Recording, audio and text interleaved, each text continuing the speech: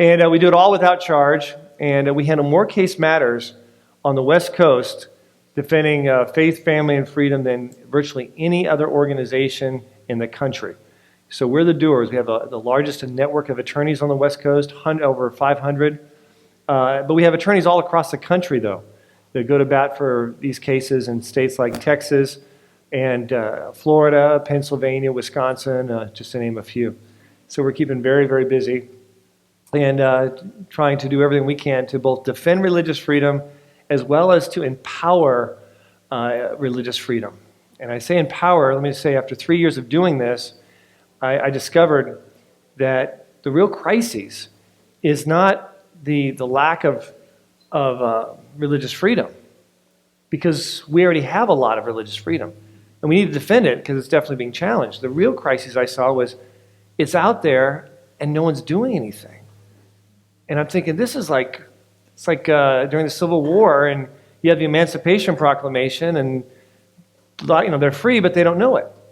And so that's what we try to do at Pacific Justice, is to both defend without charge, unconditionally, but also to empower, and that's why we're here.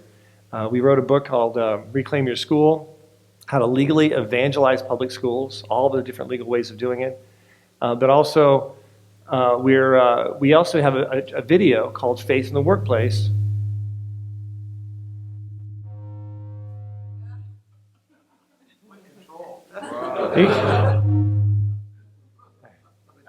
I'm going to wait for him to...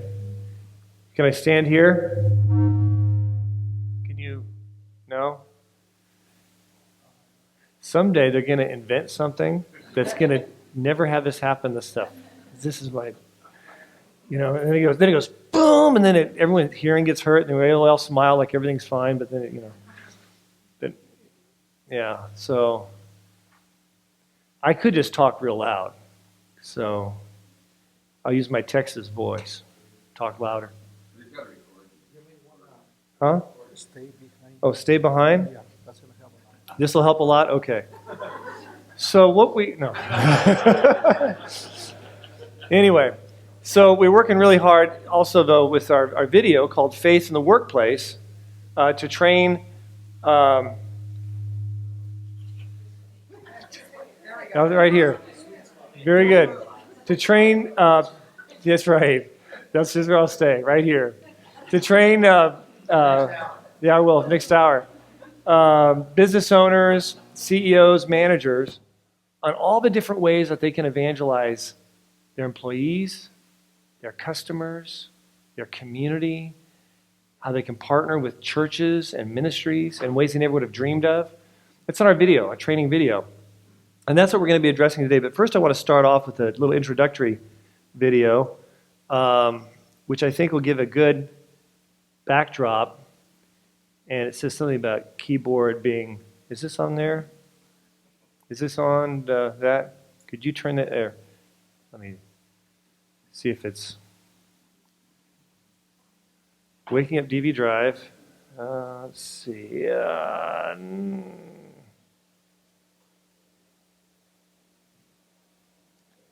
Okay, just a second here. I'm going to do a fast forward. Just pretend you don't see any of this at all. Okay. Ignore the man behind the curtain. He's not there. Employees taking their religious holidays or having other religious observances, then the company can be exposed to a lawsuit. When an employer or a business owner gets into a conflict with an employee or with a supplier or some other person, a customer perhaps, where his religious faith is somehow related, the best thing he can do is to get advice from the Pacific Justice Institute. But the main thing is, he shouldn't necessarily feel he has to back off and do something that is in conflict with his own beliefs and his own desires to express his particular faith. She said, Steve, I want the name of God and Jesus stricken, quote, stricken from the handbook.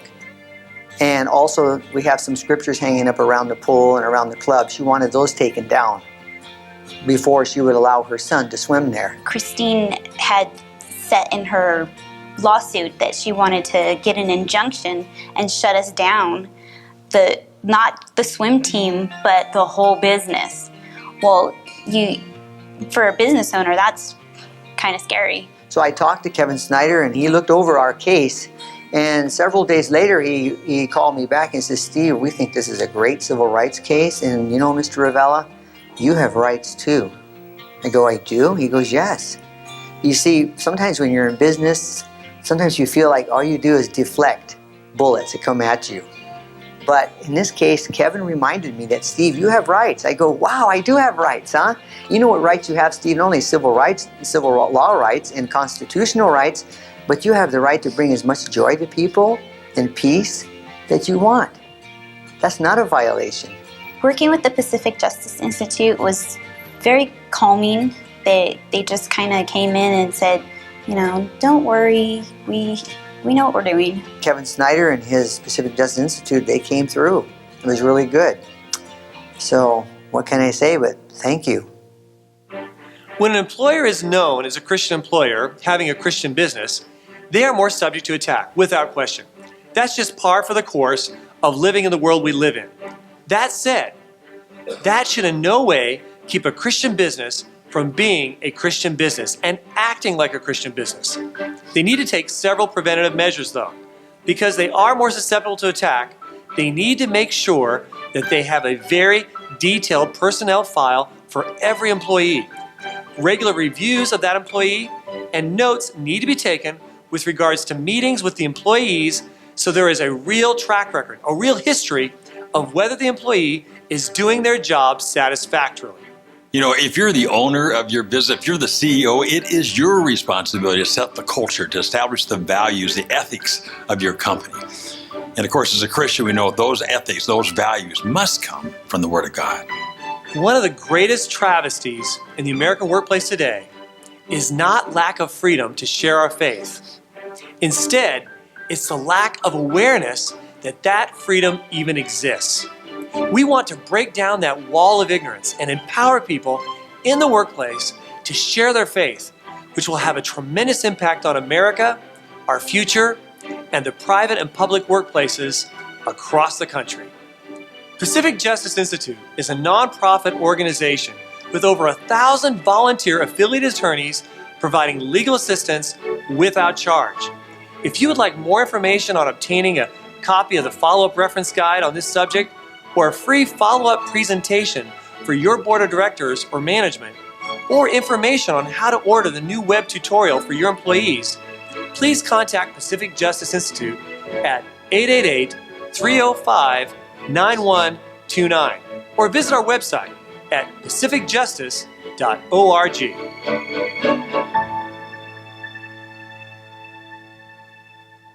Ta-da. Okay, there we go. That was the very end of that video that I talked to you about.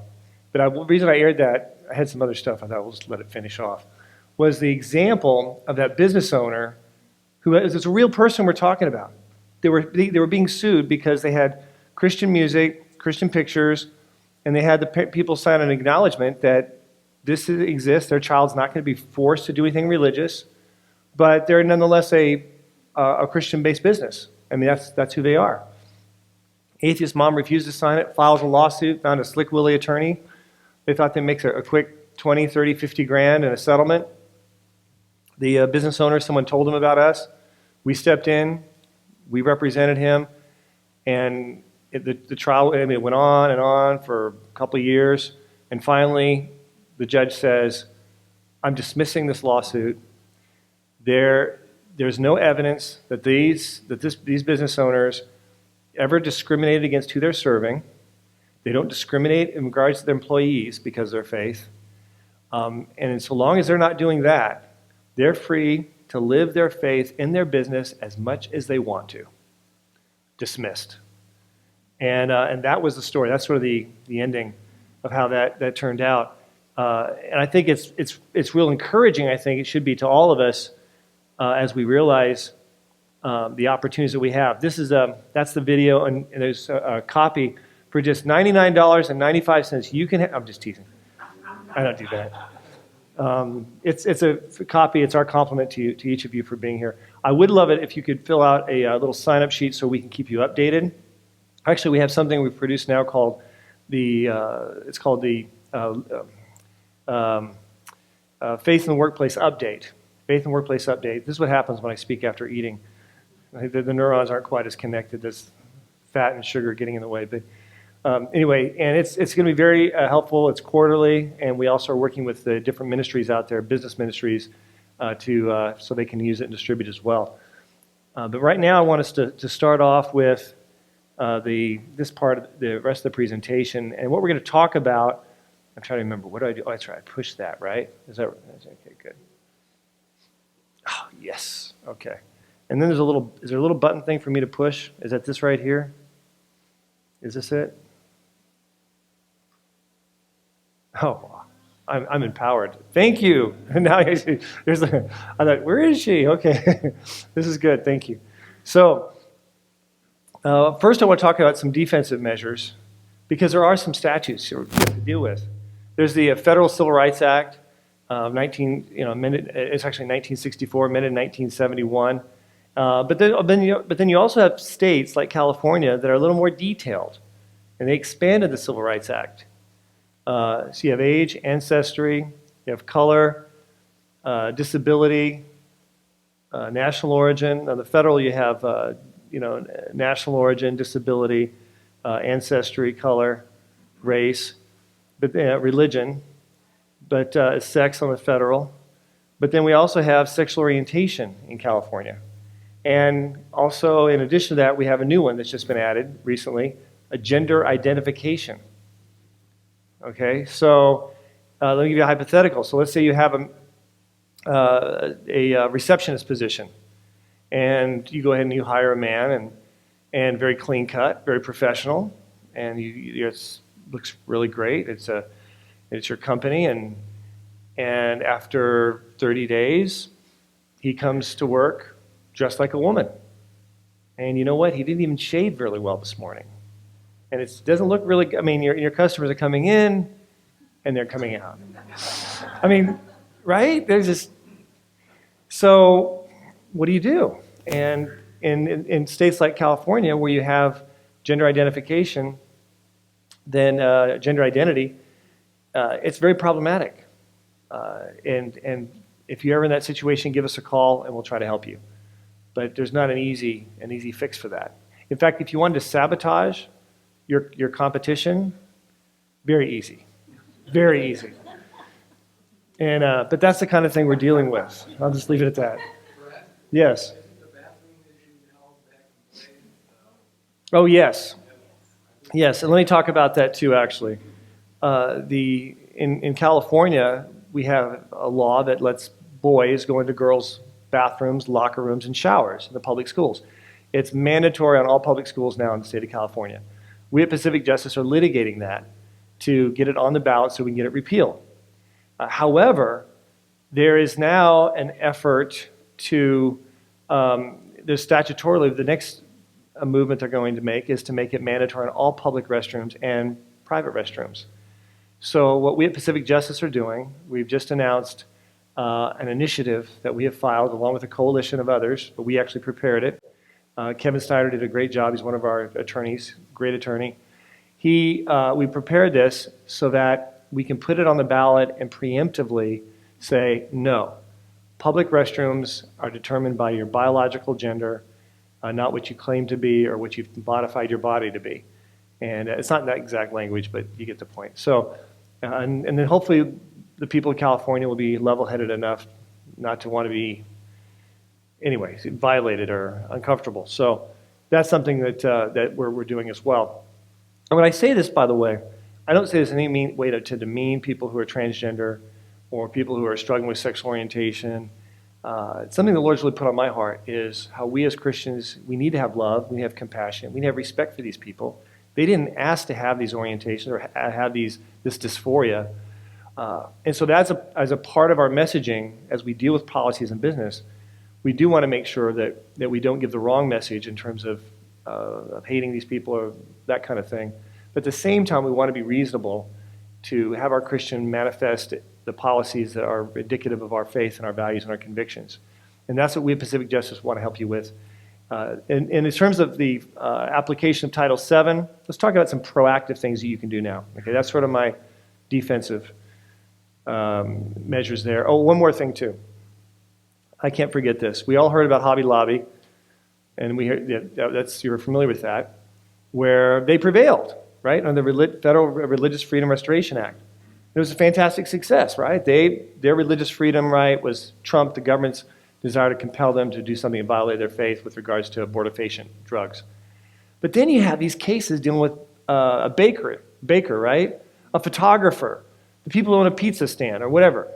And they're being sued and they're losing because they don't want to participate in a homosexual wedding, a ceremony, a religious activity that violates their religious beliefs and convictions, right? It's not that they're discriminating against the people. They sell cakes and pizzas and photographers to homosexuals, transexuals, whatever. That's not a problem. It's forcing them to participate in an activity that violates their faith.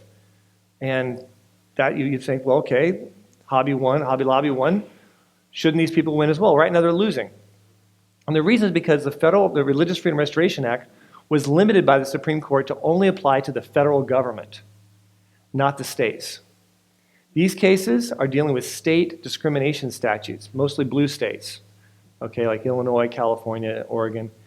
And so in those states, they have clear discrimination statutes. And even if those states have a state Religious Freedom Restoration Act that they've enacted as a state statute or a state part of their constitution, the courts have held that there is a compelling state interest. If it's a discrimination statute, there's a compelling state interest, and that trumps, therefore, the free exercise rights, which is what the Religious Freedom Restoration Act has. It says if you can have a sincerely held religious belief and it's substantially burdened, you should be protected unless there's a compelling state interest. And that's why they keep losing these cases. And that's something down the road we're going to have to deal with. And particularly when you have a business that is involving an event that violates your faith and your convictions. We can talk a little bit more about that at the end if you'd like. But for the sake of time, I want to go through some of these real practical, detailed things that you can do to live your faith in the workplace. Your mission statement, your business names. Can you have a business that has a religious name to it? Like Cornerstone, exactly. Cornerstone Real Estate International, classic example. I like that name, by the way, because Cornerstone, it's not like too religious, but Christians know, it's a good name. I love that. Can you do that? Yes. Good news. You're not going to be sued. You're fine. Or you could be sued, but you're fine. Yeah. I hate to say this, but my profession can sue about anything. Just find us. We'll help you. So you can have in your name, also in your mission statement. Can you have in your mission statement, in your bylaws, your commitment to live your company for Christ? Yeah, you definitely can. You definitely can. So that's protected, and you can and something you shouldn't be hesitant to do. I think it's very good to do. But the book I read called Mission Drifting, it's basically for more nonprofit organizations. You guys see it out there? Peter Greer wrote the book. I've read, just about finished it. I have the conclusion. I haven't finished the conclusion. So. But it all talks all about the importance of establishing what your business stands for in terms of ministries, but I think the principle also can apply to a business as well. Okay? Now, in terms of your name, it applies to bylaws. It applies to, can you guys see me over here? Am I standing in your way? I wish I could position myself differently, but every inch I move, I just feel the vibes from this thing. Okay. Mission statement, wall postings that include belief and principles. Those are all things that you can do. That's all protected, as well as your business cards. Now, one thing about business cards, I see the business cards with a fish on them. I want you to know, I'm a little cynical when I see the fish. I'm like, I don't know. Are they really good, or are they using the fish for business? So, so you want to, have discernment, but then again, I do like those cards that have the fishes on them. So that's my personal preference. I like them. Faith in the workplace, application of Title VII. Hiring employees as a Christian business owner. Because owners are under very specific legal requirements and are obligated to abide by them, you've got to do that. So there are several steps that you can take as a business owner to help prevent liability in an interview. One is be careful what you ask in an interview. Now, it's sort of a no-brainer. But I'm pretty transparent when I do my interviewing, and that's very dangerous to some degree. I can start asking questions just right and left, and I just want to know everything there is to know about this person. And there are some limitations. Okay, a second is you want to be honest in the interview, respectful of all faiths. All right, that's so be honest about who you are and what you believe, but also point out that your company is respectful of all people of all faiths. Okay, so when I interview, specifically, I'll ask the question, I'll say, now this is who we are. We're a Christian organization committed to serving the Lord Jesus Christ. This is our business, this is what we do, this is what we're about. And I say, and this is our mission. I say, now, I'm not going to ask you about what your faith is, but would you feel comfortable working for an organization like ours? And then to be silent. Silence is very powerful. It compels them. So, and I'll watch them, their body language, what they say, and sometimes they'll say, yeah, no problem. I can. And I'm going like, your head's going no, I mean, sometimes but then and then also they say, well, no, I believe in getting along with everyone. To each his own. What are they really communicating? They're not Christian, and there's no connection there, and they're going to tolerate. It's like they're going to put up with. They're going to tolerate. There's a little bit of a friction there. It's a good chance you may have some problems there. But instead, they may say, yeah, that's fine. Yeah, totally. And then I'm still silent.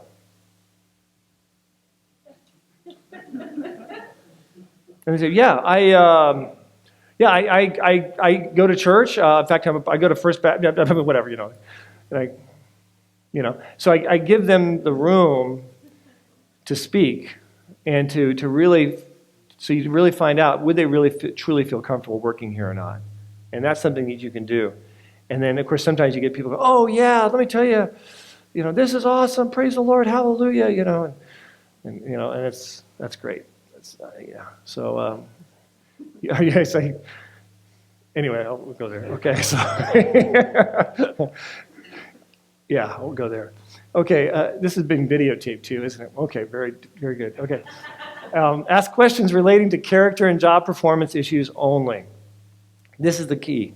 Okay. Be real careful. It needs to be related to character and job performance issues. Character is real interesting though. Many people just sort of go, oh yeah, character, job performance. They focus on job performance.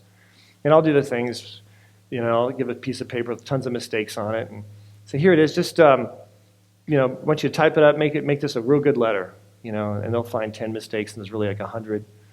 And I'll leave and I'll start the timer. They don't realize I'm timing, There's things you can do like on performance, a lot of real functional things. But character is what's often missed. And I think there's some great questions for character. Like, for example, I'd say, yeah, now if I'm really busy and I don't want to be bothered and someone calls or comes in, do you have any could you tell them that I'm not here? Do you have any problem with that? And 90% of the time, maybe 80, 90% of the time, the interviewers will say, oh yeah, I can do that, no problem. And what does that just tell you right there? Character. If they're willing to lie for me, they're willing to lie for themselves, right? Now the correct answer is, and it's really, they'll sort of strain a little bit here because they don't want to offend me and they're being interviewed and they want the job. But they'll say, I can say that you're not available right now, and I'll take an appointment because, and so that's important. So you can ask character questions. There's no problem with character. That's not the same as religion. Do not ask specific questions about religion or which church they attend. We've mentioned that already. Can employers require training in religious harassment law? Yes. One more tool I've used during the interview is I give them my testimony. Right. And watch the reaction. Oh, yes. Yeah. And look at their reaction and see if the reaction is, or is it, body language? Yeah. That's exactly. That's very good. And you can be open as you want in your interview about your own religious background and how you got started, what God did, your story. and watching their feedback. And once again, I'm not saying don't hire these people. I'm just saying you just want to see, are they going to feel comfortable working for your company? That's the thing you really want to find out. Because you cannot overtly discriminate just because of their religion. That's real important. But the key question here, from a legal perspective, is are they going to fit? Are they going to feel comfortable? And that's the true question. Sometimes people may have a different faith, and actually, you can, by their body language and else, you can say, okay, yeah, they're going to feel comfortable. Okay, so that's okay. So now, as far as harassment law go, it is important that employees are trained in religious harassment law. We have actually hope to launch. Actually, we've already launched it. It's on another website called faithintheworkplace.net that we've created. And what this will do is reduce the levels of liability from religious intolerance lawsuits. It's real important. You heard about these presentations all about where they have to have sensitivity training, homosexual diversity sensitivity training. Why do they have that? You know why? Because the employer doesn't, and there's a lawsuit later on. It's not just the employee who said the bad words. The employer is vulnerable for litigation because they did not take responsible measures to preemptively prevent this kind of activity. The same laws apply to religion as well. Okay? So it's good to have employees trained and understand the importance for religious tolerance and preventing and have those kind of presentations. Reshape corporate culture to be faith-friendly. That's what we love to do. The training video, it talks not just about the rights, but it talks all about the things that can be legally done. What this serves as it sort of serves as an inoculation. It's like a vaccine, so that when you're doing these things and you start your corporate Bible study and this and this and this, they're already inoculated that this is all okay. That there's no need for them to go get an attorney and call the ACLU and whatever, because they're already made aware of it. This is all legal and okay. So that's real important. And you help shape the culture. Educate employees of their rights under Title VII to no longer have to pay any dues to their unions. Some of you said, whoa, what did he just say? Mildred, did he just? Yes, Elmer, that's exactly what he said. Title VII allows union workers to have all their dues go to a charity instead of the union. And we at Pacific Justice Institute have actually created something called Choose Charity. It's a special website that allows that to happen. Then you also have Christian Bible study or prayer meeting. As long as attendance is not mandatory, that's the key, an employer can hold regular Bible studies or prayer meetings. Keep in mind the following guidelines, okay? It is best if upper management does not lead the study. They can attend, but it's best for them not to lead. Why? Because they could say it's coercive, it's intimidating. I mean, if your boss is going to this thing, what's a smart employee going to do? What's your faith is? You're going to go to it. Well, it's, oh yes, I'm, right there. Until things don't work out, then I'm going to file a lawsuit and say I was coerced. It doesn't mean you would lose if you led the Bible study. It just makes the case more vulnerable, make the situation more vulnerable. So number 2 is be sure employees know the faith meeting is voluntary and that there will be no benefits or favoritism for those attending. Okay? So that you want to make that right up front, very clear. And it is best if the study is done outside of regular business hours. That's the best. But could you have it during lunchtime? Yeah, you could do that. Absolutely. Well, what about sharing your faith? Let's talk about that. As business owners, there are several ways you can share your faith. Corporate chaplains. How many heard of the concept of corporate chaplains? Raise your hand. Okay, very good. There's several organizations. Worldplace Ministries is one that we work with. Corporate Chaplains of America is another. There may be some others out there. You can just have someone from your church, pastor, playing that role, pulling in. I actually like that also, because then you're starting a relationship, and in the end, church relationships is really valuable as far as really discipling people, in my opinion. So, but corporate chaplains is wonderful. It's also great because it creates a wall. So if they pour out their lives to this corporate chaplain and they're fired the next day, as opposed to someone else who's in the company, it's night and day. I mean, so you want to have a corporate chaplain, someone outside or playing that role. Yes, ma'am.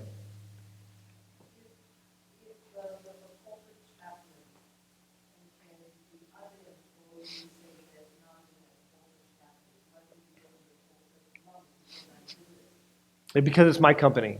That's why you. And that's the response. You say, it's my company. I have a corporate chaplain. This is what I do. This is what we do.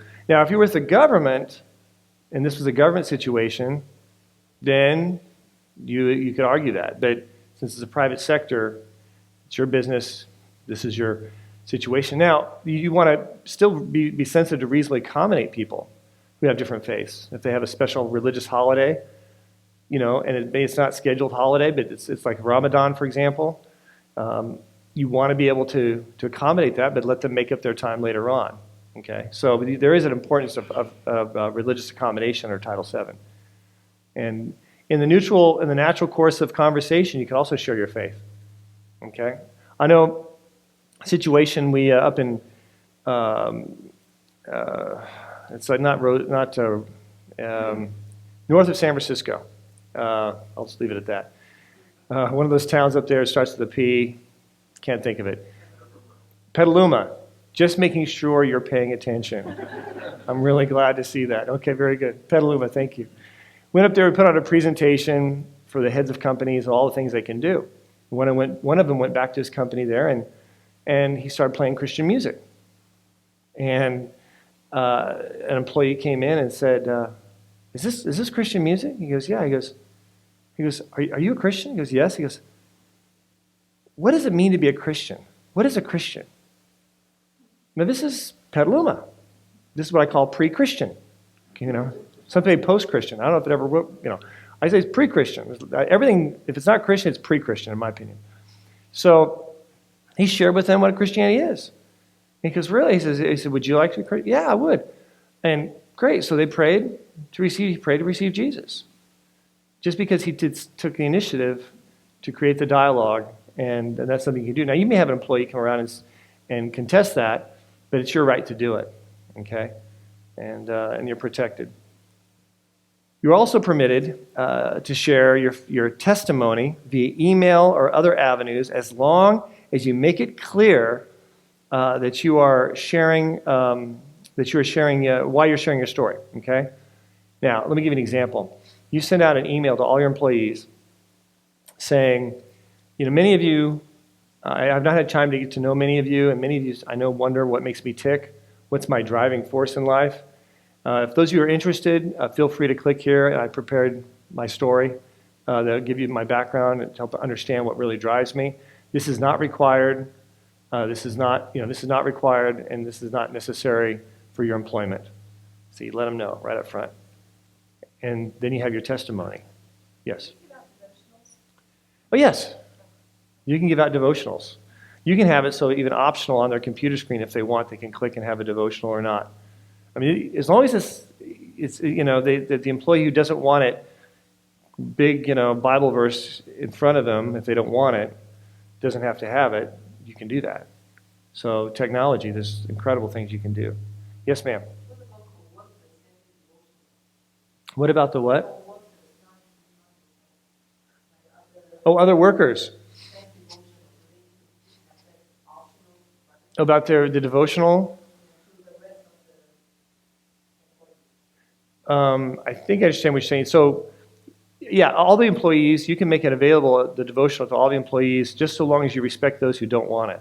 What if employees are giving other employees their own personal devotion? Is that what you're saying? Yeah, you can put your limitations on that and say, anything the employees are doing needs to be work-related. This is what we have as a corporate culture, as part of our corporate culture, and this is something we make available. And you just make it very clear. That doesn't mean other people can send out anything they want. This is who we are. If you don't like it, you don't have to have it. But anything otherwise that's sent out needs to be directly related to the workplace. So you can put those restrictions. Celebrating holiday. Oh, by the way, the First Amendment, it applies to the government restricting your speech. It doesn't mean that the private sector employer can't restrict your speech because you're working for the company, right? So that's real important. Celebrating holidays. Is it legal to wish someone a Merry Christmas or have a Christmas party? Yes, you can, as long as you make it clear that your employees are not required to attend. Okay, so it's real clear. This is optional. Also, you want to make accommodations for any religious objections. So if someone says, look, I'm Jewish, I find this offensive, I do not want to go to your Christmas party. What do? Well, you force them, because that way they'll get to know No, I'm teasing. No, just tease. You don't want to do that. You say, look, hey, I understand you don't have to attend, but you won't get the big bonus. No. You go ahead and you respect that, okay? And you make it very clear they don't have to attend if they have religious objections against it. Now be careful, though. If you are giving something out that's more of a nominal at the Christmas party, like if you're giving out, say, like little gifts of whatever, not a big deal. But if it's something substantive, you may want to make a point to make sure that employee who did not attend will have that as well. So there's no implicit punishment, reward either way for attending or not attending. Religious materials at work. I love this part. There's a number of things that you can do as a business owner, and there's different ways of kinds of religious materials. One we already mentioned was Christian music. If you do have someone objecting to Christian music, you can always say, well, look, this is who we are. This is the way it was when you were here. But they say, look, it's distracting me. I can't do my job. They may be wanting to set you up for a lawsuit or call it effective termination, and therefore they get unemployment, don't have to work for 6 months or is it a year, or I don't know how long it stretches out now, but that's another topic. But anyway, another alternative you have, and please talk to us if these things come up, is you can play Christian music without the lyrics. I mean, that would be a dream lawsuit for me, where they would have to prove that the music itself had some kind of spiritual dimension to it that was fighting them. I mean, the judge would have to acknowledge the spirituality of music. I mean, it'd be a great case. Okay. I'm salivating. I'll stop. Okay. Okay. Bibles in the break room. Oh, Christian pictures. You can have pictures up with Bible verses in the company. No problem. You can have Bibles in the break room. How many Bibles? As many as you want. You can have, limit one per employee. You can do that. Now, are you afraid? If you're afraid that all of them are going to be stolen, then what you could do is you could go ahead and have an eye camera put up there in the corner saying, please take only one. Notice the eye camera behind you, Or you can just, let it go. But you can have Bibles there. Could you have devotionals stacked there? Yeah. Could you have the book of the month? Yeah. I mean, it's really, now, does that mean other employees are entitled to put all their books there? No. This is your company. This is your business. This is what we put there. And that's the purpose of it. Now, if it was a government, once again, government employer, you're protected. Then, and they have a stack of books they're giving away, and they're letting other people give things, and you're protected. I know there's a postman. He posted on the Christmas event coming up on the bulletin board. Another employee who was definitely not a Christian complained, and this is outrageous, and this bothers me, and he was ostracized and everything, and we sent a nice friendly demand letter. Actually, it wasn't really friendly, but it did the job, and they realized, no, actually, this guy's right, and the other worker is the intolerant one, and that it's free speech, it's open to employees. Then you can't, in the government sector, they can't discriminate against the religious speech of religious people. But that's the government. Okay. So, and then church events, you can invite them to church events as well. I don't know how you put this. Did I skip something on that one? Oh, well.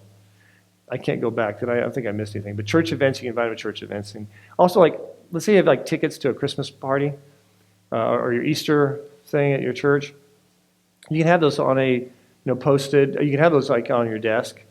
And so you can see who comes in and takes it. John took one. Mary took one. Stars, But that's going to get you in trouble, okay? So instead what you want to do, you want to have these tickets to your church event someplace where, like the receptionist. If you want a ticket, go to the receptionist. She'll give one to you. So It's someone who's not going to be having an influence on their termination or their raise or something like that. So you don't know who's gotten a ticket. You want to keep that distance. Now, employer-employee interactions at work, it is acceptable to share your faith during regular work interactions, but it is best if the discussion is initiated by the employee. Like the example I told you about Petaluma, who initiated that? The employee. Are you a Christian? Is this Christian music? Are you a Christian? What's it mean to be a Christian? And so that's the best, especially because if you're dealing with someone who's a subordinate. And most of you, that's probably more likely to be the situation. You also want to make it clear that a promotion or career is not dependent on their faith, and that special benefits or perks are not given as a result of what they believe. Very important. I know this one case that was in San Jose, the gentleman was sued and because they alleged that people who went to the Bible study, the corporate Bible study, were getting best special treatment. And yet he was able to defend himself because he says, no, actually I was able to show that the people in the Bible study really aren't getting as big a raises and advancements as the others, for whatever reason. But nonetheless, it's just sometimes just thrown out. It's just assumed. And that's not always the case. But once again, if you go back to proper protocol and have reviews and keeping track of performance, then you're able to substantiate why you have those raises and things like that. The more open you are about your Christianity, the more critical it is that you have objective assessments of your employees. Creative outreach. As an employer, you are able to choose many ways to outreach to your community and to choose the way you want to do it and the image you want to project. One is you can donate to charities, Pacific Justice Institute. Any charity you want, Pacific Justice Institute. No, but in all seriousness, Pacific Justice, no. This is something you're able to do as a company. Do you have to choose United Way? No, you can donate to whatever you want. It's your company. And I love Hobby Lobby. Isn't that impressive, what they do? It's fantastic. Matching gifts. You have a matching gift program. Does it have to be United Way? Often it's United Way. You know, for every 1% you give, we'll give you 1%. You know, your pay, we'll get up to 2% cap or whatever. But you don't have to do United Way. You can say, here's a list of charities. We'll match you 1 for 1 for these if you give to these charities. Here's 3 charities, 5 charities. And they can all be Christian charities. And if people don't want to give, they don't have to. You're just saying, we'll match you 1 for 1 for these charities. I mean, that's fantastic, I think. You can also choose the United Way chapter that lines up with your beliefs. I know a gentleman who was working with an insurance company, large insurance company, and he found out, he was like one of the top executives, he found out that the United Way they were working with, he was in Ventura, but I'm not sure for the record, so it's not on video here. I want to make sure I don't get in trouble. But it turns out this one was giving to Planned Parenthood. They're giving to organizations with causes that were totally against what he believed. And all these employees just matching, giving gifts to United Way. So what did he do? He says, hey, you know what? There's another United Way over here. I think they're much better. Let's shift to them. You're looking at over $1 million in giving shifted from a United Way that is not incongruent with the Christian worldview to one that clearly is. It supported the Boy Scouts and crisis pregnancy centers and wonderful things. We at Pacific Justice Institute, I have my own personal list, if you will, of United Way chapters that I think are much more faith-friendly, if you will, as opposed to hostile to a Christian worldview. Donate employees to charity. You say, wait a minute, there's a misspelling there, right? You can't donate employees. Yes, you can, okay? You can donate employees to charity to work a certain amount of hours each month to enhance public relations with the community. There's a company right here in Orange County, Irvine, that does that 1 day a month, and they get in groups and they go and they serve the community. And they donate time and serve the community. You can do that. Now, what if an employee says, I don't want to participate? I mean, this violates my religious beliefs. Say, okay, all right, then you stay here. You know, or, but generally speaking, and you can choose what charities you want them to be. If they don't like the charities, then okay, fine. Then we'll accommodate you this way if it violates your faith to participate. But you can have wonderful charities if you want. That may be even religious charities. So long as you accommodate those where it would violate their faith to participate. And you want to make it very clear. If any of these charities violate your faith, then we don't want you to have to compromise your faith. Let us know and we'll accommodate you. Yes? Yes. They're on the payroll, so there's no financial benefit to do or not do. Yeah, that's a good question, though, by the way. It's just, yeah, it's one thing is, we're on the payroll, and they say, okay, we're going to donate our employees for one Saturday out of the month. And so much for the kids' soccer game. No, you're donating because we're forcing you to be a good charitable person as I want you to be. Yeah, it wouldn't work. Partner with churches. You say, well, churches, separation of corporation and state. No, it's or church and state. So I've heard that before. Church and state. I go, where's the state? It's a company. It's employees. There's no state here. So you can partner with churches. You can have your company assist a church with an event. You can bring the church into your company. You have pastors coming in. All kinds of things that you can do to team up with a program that your church is involved in. Once again, reasonably accommodate people who have different beliefs that would violate their faith. And you want to make sure that's expressed very clearly. Creative outreach to employees. As an employer, you are able to choose many creative ways to outreach your employees, including sponsoring employees' children to be in summer activities such as Vacation Bible School or summer camps. You can do that. In fact, here's what I think is great. You have two parents working, and it's 1:55 p.m. Are you doing the time thing? Okay, I didn't see your thing, so we're okay. Okay, good. Thank you. Appreciate it. Actually, if I wore my glasses, then I would have seen it. Sorry about that. Okay, so let's say you have both parents working. You've heard this before. School's out. What do? It's a real problem. Well, you can get a list of all the vacation Bible studies that are taking place in all these churches in your community and Christian summer camps. List them up there, post them, and just tell your employees, say, by the way, we will match or pay 50% the registration for your children to participate in any or all of these.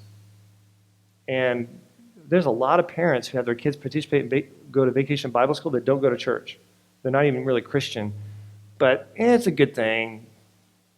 Some good religion, it's a good thing for the kids. I don't need it. I went to Berkeley University. I've already reached self-actualization. But my children, they could, So that's my Texas A&M, hitting them. But anyway, but you can do this, and I think it's a fantastic opportunity. I really do. Sponsor an organization like Mothers of Preschoolers. We did this for a company in Northern California, and they brought in MOPS, wonderful Christian ministry, to mothers who have young kids. Once a month, they did a presentation. And usually they think, well, this is in a church somewhere they go to. No, you can bring it into your company. It's a great program. We have no association with MOPS, by the way. There's not a quid pro. Okay, just so you know, we don't do that. But it's a fantastic opportunity. And your church can bring it in and do their own program, meeting the needs. And by the way, even from just a pure secular perspective, what are you doing when you do this?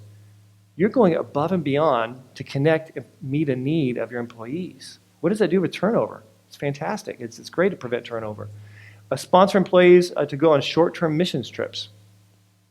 You can do that with your company net earnings. You can say, hey, sign up if you want to go on a missions trip to Uganda. And they can be Christians, non-Christians. Take them. And that could be a really great experience, to take them on a short-term missions trip. And that's something you can do however you want to do it. You can pay for it all, match it dollar for dollar. Offer scholarships to specific Christian colleges. I love this because my wife and I are pretty resolute that for our kids, we're going to give them a list of colleges. Here are the Christian colleges you can attend with our support. Otherwise, all the best. Okay, we may do that. The more I'm working with universities these days and saying, unless it's Texas A&M, maybe I may make an exception. But you can do that. You can have scholarships to specific Christian colleges. Now, how's that benefit a company? Oh, you bet it benefits. So you've got a standard. They have to have at least a GPA of 2.0, okay, something like that. And they're going here to Biola or Cal Baptist or somewhere. And And let's say that mother or father is thinking about possibly going somewhere else. Wait a minute. At the end of the semester, the scholarship's not going to be renewed. Their child's going to lose their scholarship because it's renewed semester to semester. Pretty heavy. I mean, that's a nice incentive there, you know. I mean, can you really do that to Johnny? I mean, can't you just put up with this terrible employer for another 3 or 4 years? You know? So, bring in outside speakers, even inspirational speakers, very relevant and very, very valuable. So you can do that as well. Offer tickets to Christian events, so long as it's done in a way that it does not allege bias or discrimination, like we mentioned before about the Easter tickets, Easter events. Then you can put on things like the Truth Project. You can do that as well during lunchtime, break time. You know, have that as a part of it. It's optional, it's not required. Employee union dues. As we talked about before, employees can have all of our union dues given to a charity instead. You can let your workers know about this. And we at Pacific Justice Institute, I've actually done presentations for two unions brought me in to give a speech on religious tolerance in the workplace. And then I went and highlighted their rights to have all their union dues, every penny, to be diverted to a charity in agreement with their faith instead of the unions. Yeah, they didn't invite me back. Yeah, they didn't know that was coming. That was great. That was great. Just watching their faces were like, you know. So choosecharity.com, that's a great place to go. And also faithandworkplace.net, that's another resource as well that we have for you. Employee documentation complaints, you want to do that. Very important. Take it seriously, even if you're a small organization. You also want to have preventive measures for Christian businesses. These are some preventive measures. Number one is maintain detailed personnel files of every employee, regular performance reviews. We talked about this. And also notes should be taken during meetings and reviews with the employees to provide a track record of the employee's performance. You're probably already doing this, but I think that's real basic. And is that 10 minutes left or is that 0? Oh, 10. Okay, good. So I want some Q&A time. That's great. Thank you. And then, finally, if we can help you at any time, at Pacific Justice Institute, we're here to serve you. Please feel free to contact us. That's what we're here for.